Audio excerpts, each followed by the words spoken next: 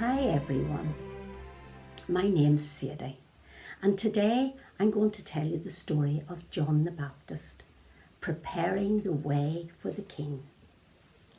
Elizabeth and Zachariah had their baby boy just like God had said, and they called him John, just like God had said.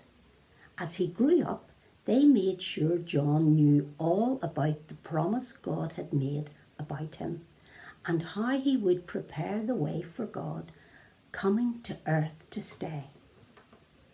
From the time he was born, in fact, even before he was born, John was special.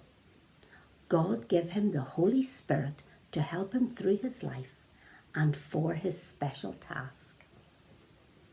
To other people, John probably seemed a bit strange. He only wore clothes made from camel's hair, a bit scratchier than sheep's wool. He lived out in the wilderness with all the wild animals. Camping is fun for a night or two, but not for months or years. And he ate grasshoppers and honey. That sounds more like a bush tucker trial on I'm a Celebrity than something you'd choose to eat.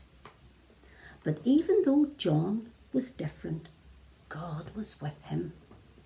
Even when John was wearing uncomfortable clothes, even when he was out in the wilderness, and even when he had to eat bugs, God was with John.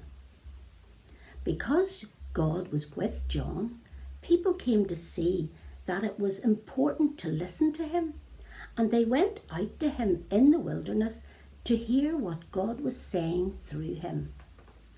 Day after day, this is what John would say: open up your ears and listen. Open up your hearts too, because God's got something to say. He's sending a king to make the wrong things right and the dark things light. He's sending a king who will bring God back to stay. To help the people get ready, John told them to say sorry to God for their sins. And then he baptized them in the Jordan River.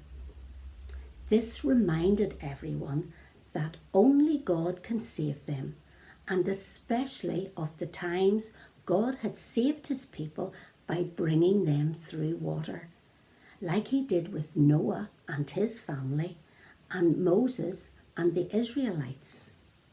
Then one day, while John was baptizing people, John saw him, the man who would change his life forever, the man who would change everyone's lives forever.